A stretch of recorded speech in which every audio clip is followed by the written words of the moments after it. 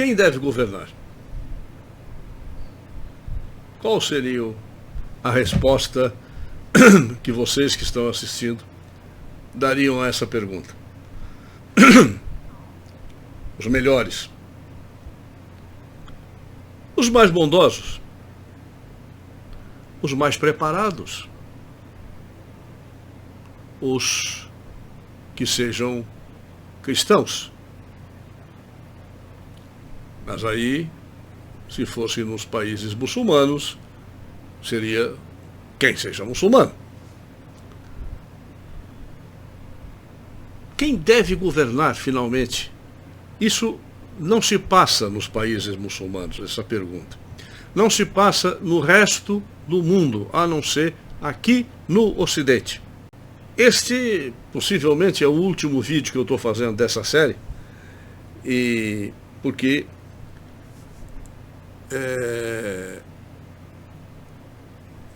vamos dizer, vai culminar o que eu tenho dito a respeito da existência permanente de aristocracias, ou aquelas antigas por direito de nascimento, ou as que vão se formando na medida em que a sociedade vai evoluindo. Ora, essas coisas vão se adaptando, vai havendo uma espécie de seleção natural das opções.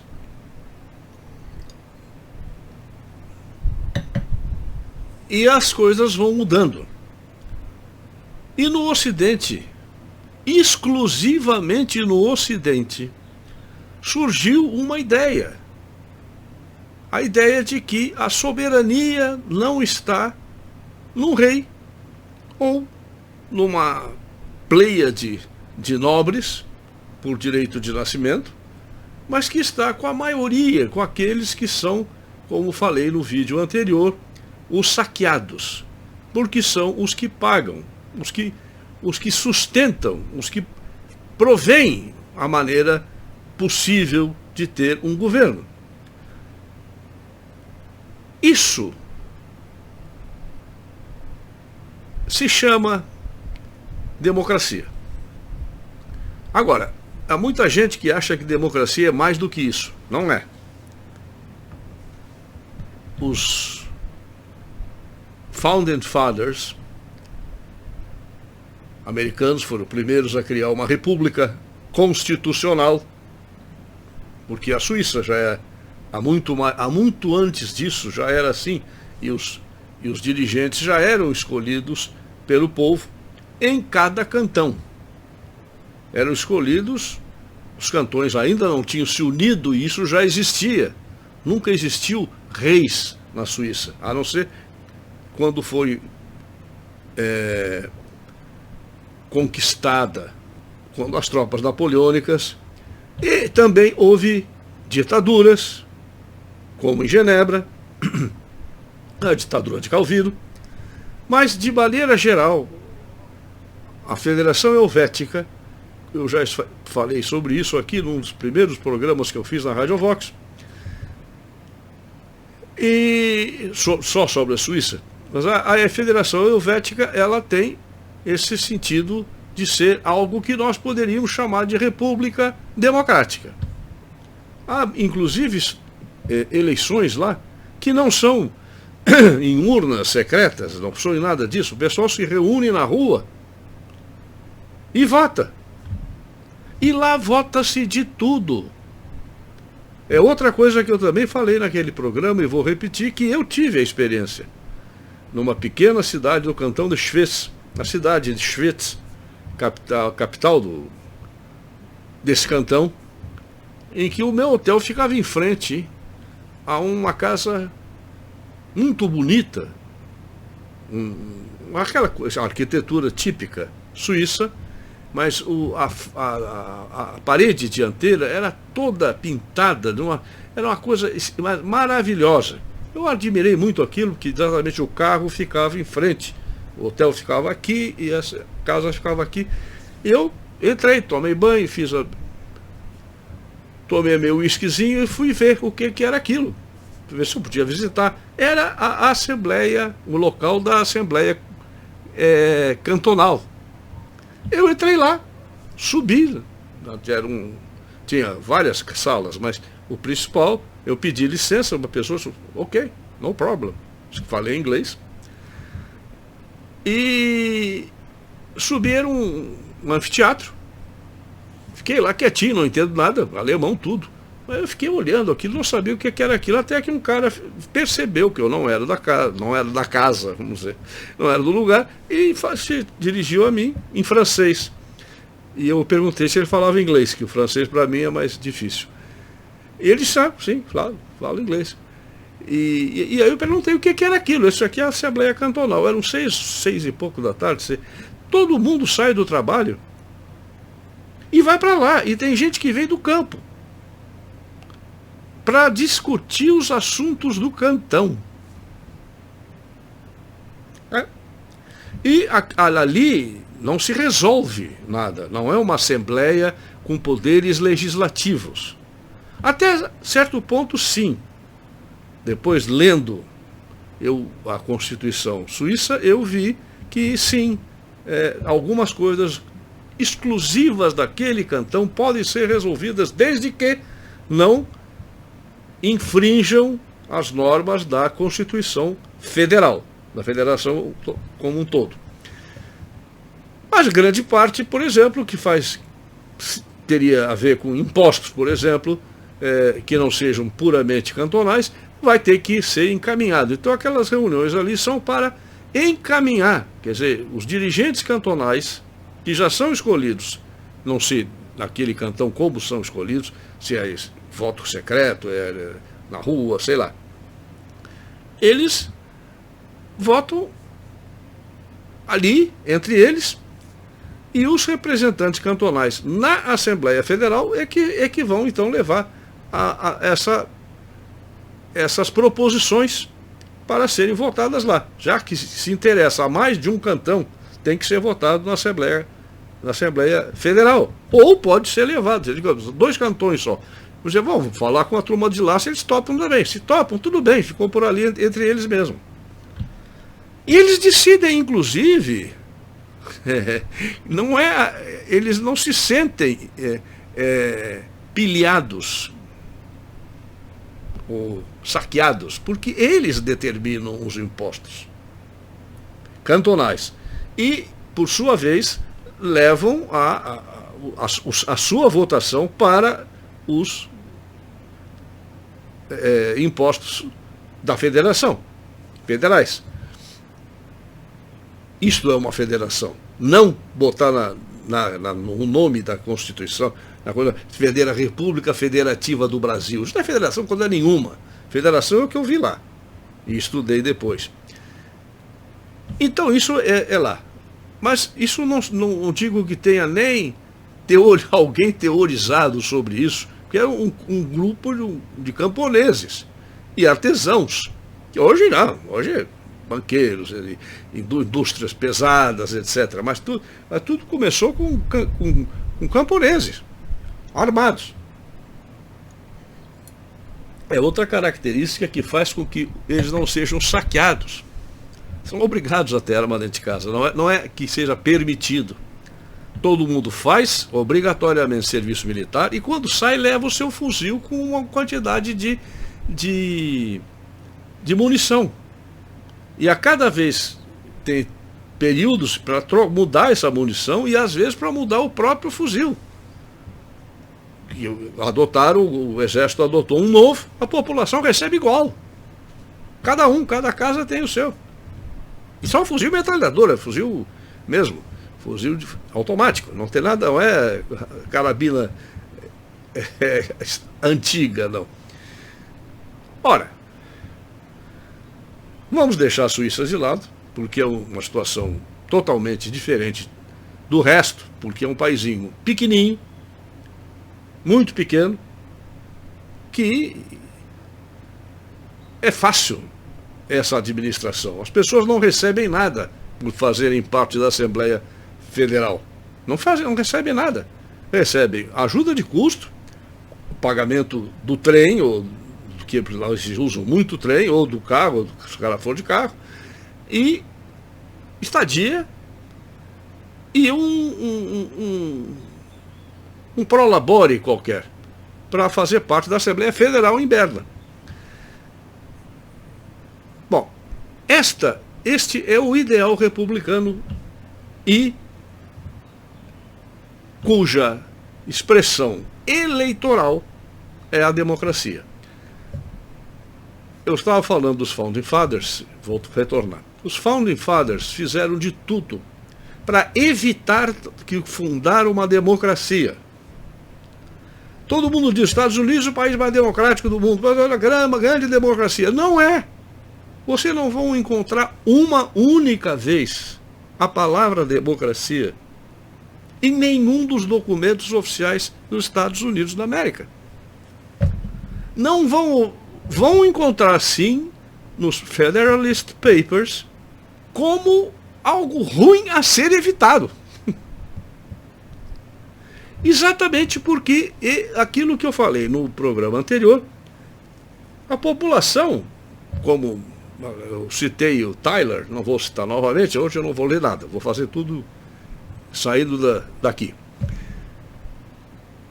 Mas o Tyler mostrou claramente que quanto mais se tira quando a população vê que pode tirar dinheiro do governo, dinheiro público, que não é público, porque isso é uma maior burrice, aí está a fraude. A fraude é essa, é porque você paga tudo. Estão dando agora essa ajuda emergencial, mas essas pessoas estão pagando imposto para isso, estão pagando imposto, inclusive os piores que existem, que são os indiretos, que está lá embutido no preço do feijão, no preço do arroz, no preço da banana, no preço da cenoura, etc. Estes aí, então, que você nem sabe quanto é, porque não lhe dizem. Ao menos nos Estados Unidos tem lá o preço da mercadoria X plus tax, e todo mundo acrescentado o seguro, o imposto. E você sabe exatamente o quanto é o imposto no seu estado. Ponto. Você sabe. Você chega num hotel, a maioria dos estados americanos cobra 13% de taxa hoteleira nos hotéis. Então você sabe que aquele preço que você está pagando, plus tax, quer dizer, mais as taxas. Ora, o que definiu essa ideia de que a soberania está com a maioria veio acontecendo durante a história. Não é nada de lei histórica. Antes que alguém me corrija do programa anterior, não sei nem se vão corrigir, porque eu estou gravando esse logo depois, embora vai sair no outro dia. Realmente as leis históricas foram inventadas por Hegel, mas eu falei Marx, porque um pouco de gente conhece Hegel em relação a quem conhece Marx. A quantidade de pessoas que já ouviu falar em Marx e nessas leis como sendo empregadas pelo marxismo. Porque aquilo que Hegel falava era sobre o espírito, e Marx colocou isso materialisticamente. Então, é o que ninguém... Isso é fraude também. É pura fraude. Não existe leis históricas que determinem o que vai acontecer. Determinismo histórico. Não existe. Então, o que existe é que as tentativas vão sendo feitas e o ser humano só tem uma maneira de decidir coisas. É através de erros e acertos. Muitas vezes os erros são melhores do que os acertos porque dão uma lição. Nós fizemos isso e deu errado, vamos mudar isso. Só que aí é que entra a ideia de que se você quer mudar algo, como hoje em dia, por exemplo, quer se mudar muita coisa aqui no Brasil, muita coisa. O problema é que quando você chega num determinado ponto, e estabelece uma aristocracia que ela é inevitável até mesmo na República com o procedimento eleitoral democrático. Por isso a democracia muito provavelmente não sei quanto tempo vai durar. Eu não vou ver o fim, mas acho que está próximo. Porque você solidifica essas pessoas, esta casta, aquilo que seria, vamos dizer, os administradores eleitos para administrar o bem comum. Eles se autoproclamam se tornam numa casta, como se fosse uma casta indiana, hindu. Se transformam em si mesmo, que é a casta burocrática. O Raimundo Fauro encontrou um nome, o estamento burocrático. Eu acho isso um nome bobo. Estamento burocrático, não é? A burocracia. A burocracia, ela em si se torna um fim em si mesma. E você não consegue mudar mais nada. Porque qualquer mudança teria que passar por acabar com essa burocracia. Mas como é que você vai fazer isso? Por isso que talvez os países que resistam mais tempo a essa liberdade e aos processos democrático eleitoral são os Estados Unidos, a Suíça e não sei outros, onde o povo possui armas. Porque é mais difícil formar essa aristocracia sabendo que o povo está armado. Não é fácil. Não é como aqui. Aqui é mole. O Supremo faz o que bem entende e ninguém pode fazer nada. Porque fazer o quê? Ocorre que esses países cujo povo está armado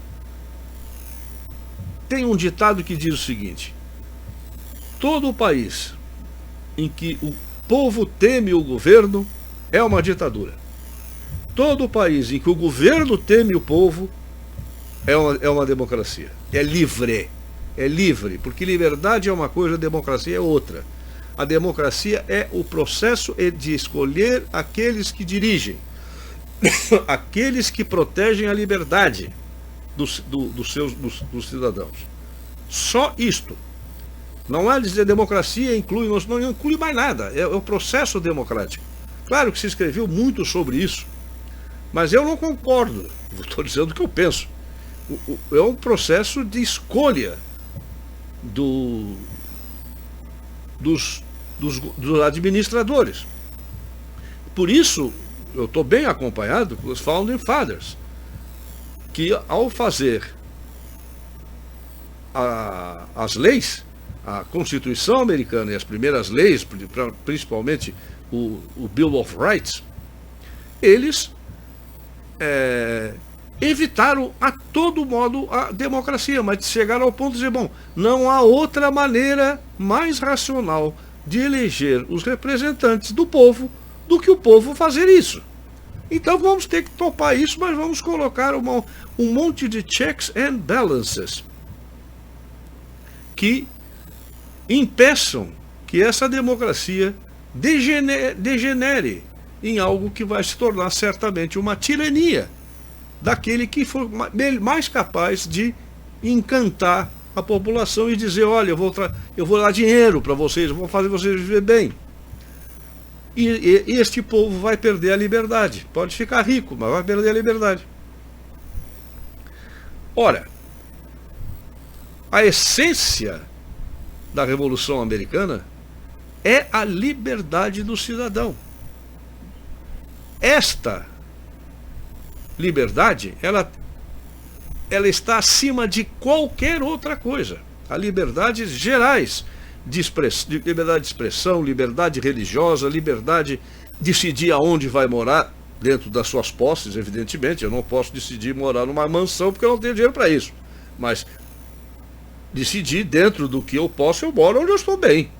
Ninguém me obriga a morar aqui, nem aonde vai me tirar daqui. Não sei, depende do que vem pela frente.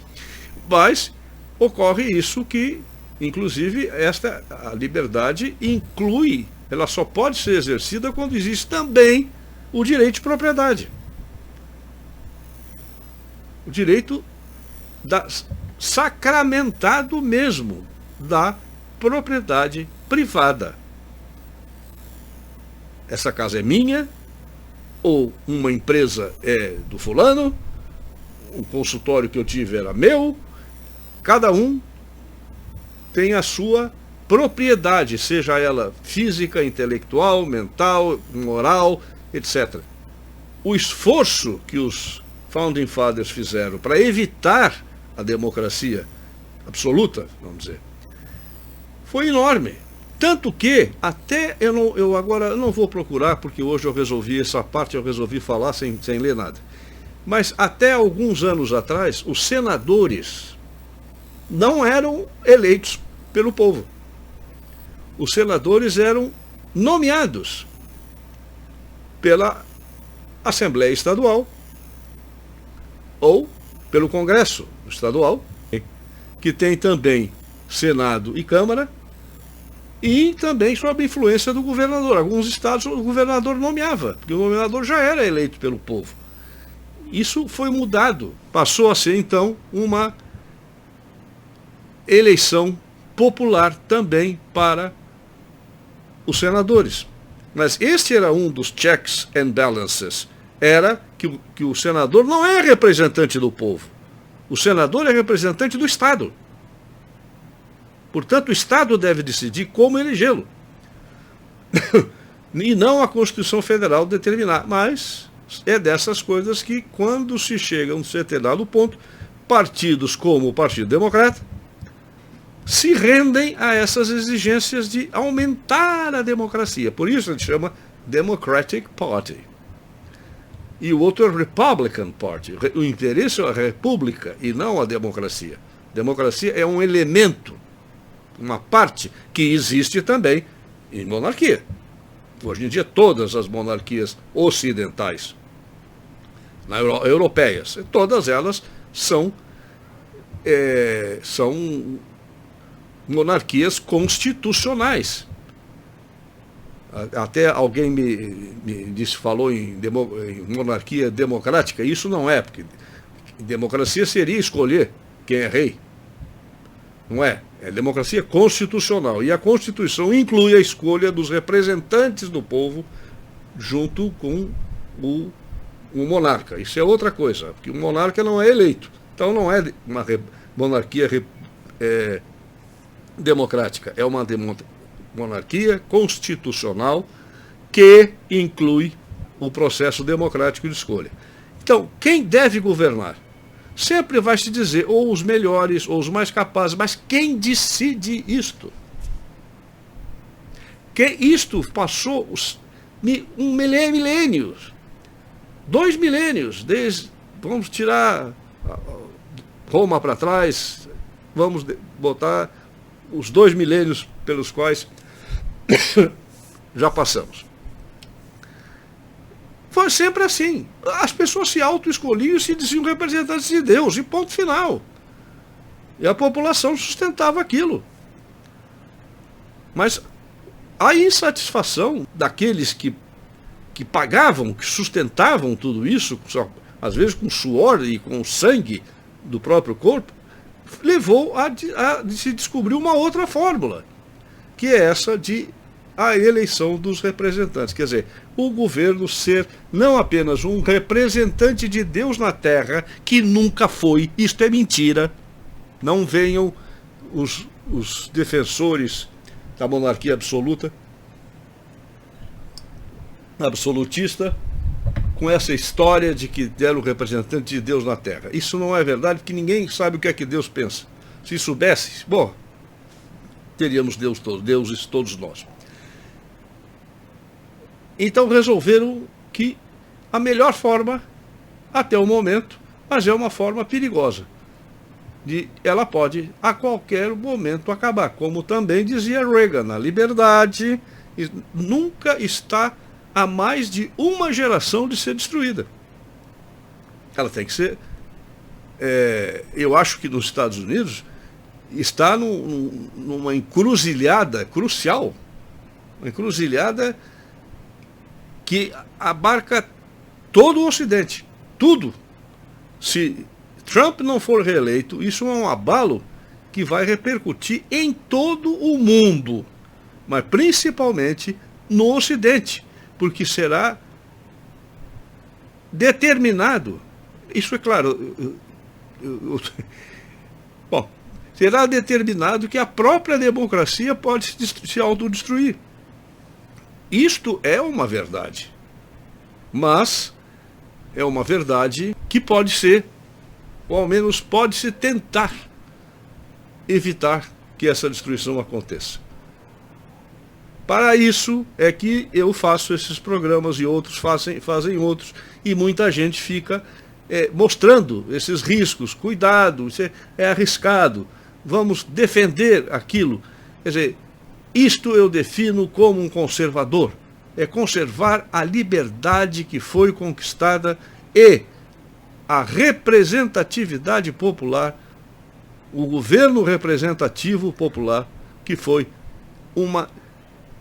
algo que foi encontrado aqui no Ocidente. É isso que eu queria dizer, para complementar o programa anterior. Eu, mais uma vez, agradeço também a audiência e a paciência. Até o próximo.